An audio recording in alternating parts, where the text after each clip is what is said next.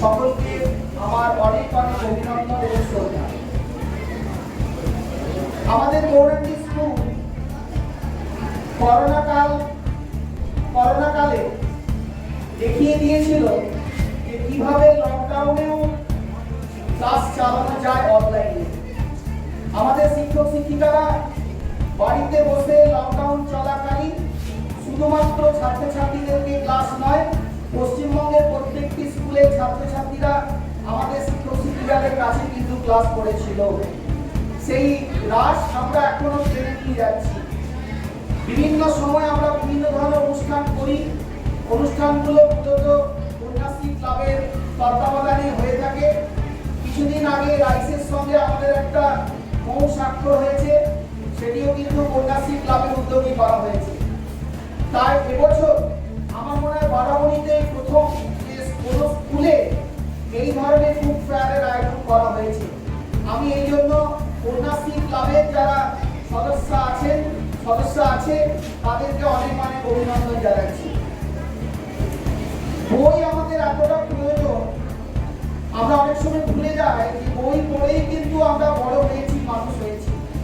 হাতের কাছে যদি একদিকে মোবাইল ফোন থাকে আর একদিকে যদি বই থাকে, এখনকার ছেলেমেয়েরা মোবাইল ফোনটাকে তুলে নেয় আর বইটাকে সরিয়ে রাখে।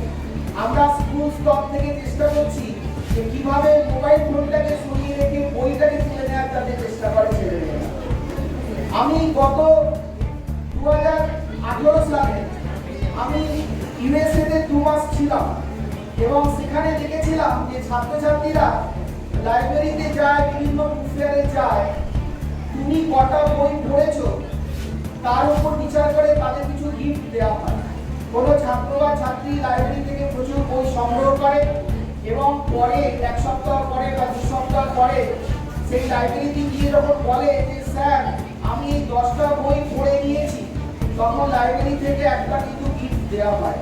আমি ওখানকার পিবিএসএ লাইব্রেরিতে আমি জিজ্ঞেস করেছিলাম যে কোনো ছাত্রছাত্রী যদি এমনি গিয়ে মিথ্যে কথা বলে, ধরুন বই 10টা নিয়ে গেছে বাড়িতে পড়ার জন্য, পড়লো না, গিয়ে বললে যে আমি 10টা বই পড়ে ফেলেছি, বলছে না এখানকার ছাত্রছাত্রীরা এটা করে না, কারণ ওরা জানে যে বইয়ের বিকল্প কিছু হয় না। আমি যখন 10টা বই বাড়িতে নিয়ে এসেছি, আমি 10টা বই পড়বো, তারপরে আমি লাইব্রেরিতে গিয়ে স্যারকে বলবো যে স্যার আমার 10টা বই পড়া হয়েছে।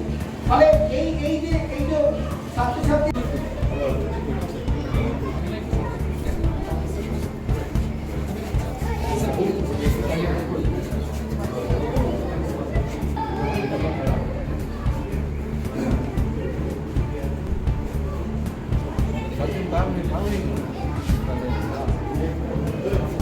এখন একটা বড় চাপ বিষয় হচ্ছে যে এত মোবাইলে সময় চলে যায়, বইয়ের ব্যাপারটা একটু যেন একটু দূরে হয়ে গেছে, বইয়ের সাথে সম্পর্কটা একটু অন্যরকম হয়ে আসে। সরস্বতী পুজোতে এখন কোন বইটা দেবো, কেন কোনো বইটাকে ঠিকমতো পড়া হয় না, মোবাইলে বেশি করে পড়ি।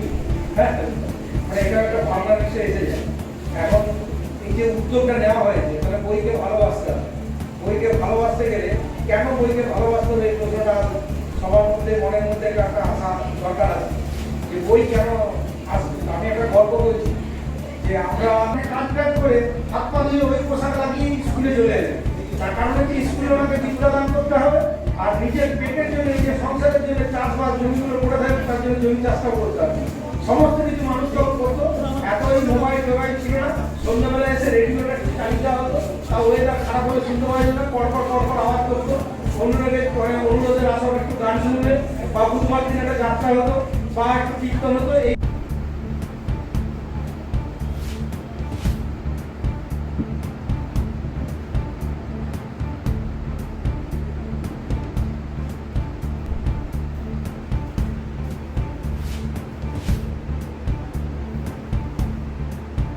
একদম আমাদের বিদ্যালয়ে শুধু নয়, বারাবণীতে মনে হয় প্রথম যে কোনো বিদ্যালয় স্তরে আমরা এইরকমভাবে কন্যাশ্রী ক্লাবের উদ্যোগে বইমেলার আয়োজন করেছি। মূলত ছাত্রছাত্রীদেরকে বইমুখী করার জন্য হাতে যে মোবাইল ফোন, অ্যান্ড্রয়েড ফোনগুলি থাকে, সেই ফোনগুলি যাতে তারা কম ইউজ করে এবং বইয়ের প্রতি তাতে নজরটা যাতে বেশি হয়, ভালোবাসা যাতে জন্মায়, সেই কারণেই কিন্তু আমরা এই বইমেলার আয়োজন করেছি। আগামী 3 দিন ব্যাপী আমাদের এই বইমেলা চলবে। আজকে আমাদের বইমেলার শুভ উদ্বোধন হয়েছে। নানান রকমের বই এখানে আছে, মানে বাচ্চাদের আঁকার বই থেকে শুরু করে বড়দের বই পর্যন্ত আছে, বাংলা এবং ইংলিশ ভাষাতে। আপনাদের সকলের কাছে বিনীত অনুরোধ, আপনারা আসুন, বইমেলা আনন্দ উপভোগ করুন, বেশি বেশি করে বই কিনুন। কত বই এসছে পারে জানেন? এখানে প্রায় 20,000-এর মতন বই আছে। সবটা ডিসপ্লে করা যায়নি, কিছুটা আমরা ডিসপ্লে করতে পেরেছি, বাকি আমাদের স্টকে রাখা আছে। আপনারা আসলে দেখতে পাবেন সবটাই। একটা জিনিস দেখা যাচ্ছে যে দুটো ভার্সন আছে, কিন্তু হিন্দিটা এবারে দেয়া হয়নি। একদম ঠিক, যেহেতু আমাদের এটা প্রথম বছর, তো আমরা বাংলা এবং ইংলিশ দুটো ভার্সনকে আমরা আপাতত রেখেছি, কিন্তু আগামী বছর আমরা চেষ্টা করব যে শুধু হিন্দি নয়, আরও যদি কিছু ভাষাকে আমরা আয়ত্ত করতে পারি, রাখতে পারি, হিন্দি ভার্সন অবশ্যই আমাদের থাকবে।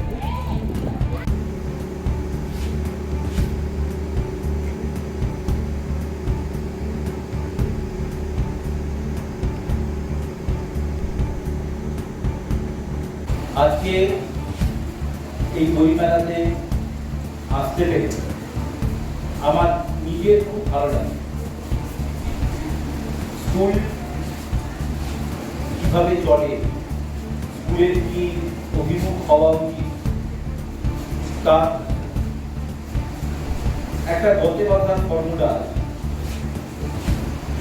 মাস্টারমশাইরা স্কুলে আসছেন, দিদিমণিরা স্কুলে আসছেন, তাদের নির্ধারিত ক্লাসকে নিচ্ছেন, নির্ধারিত সময় পরীক্ষা নিচ্ছেন, ছাত্রছাত্রীরা আসছেন, পরীক্ষা নিচ্ছেন, মিড ডে মিল হচ্ছে, যে যার মতো চলে যাচ্ছে। এটা মানুষ তৈরির কারখানা। বিদ্যার আলায় যদি বিদ্যা চর্চা করতে হয়, সেটা শুধুমাত্র সিলেবাসের মধ্যে, পুঁথিগত শিক্ষার মধ্যে সীমাবদ্ধ থাকলে চলে না।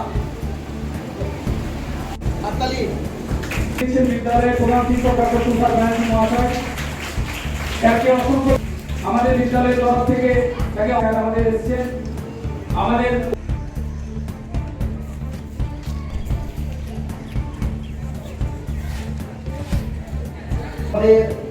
প্রাক্তন পঞ্চায়েত সহসভাপতি মঞ্চে উপবিষ্ট আছেন, রাইস গ্রুপের ডিজিএম সুদীপ বাবু মঞ্চে উপবিষ্ট আছেন, আমাদের পাটুরিয়া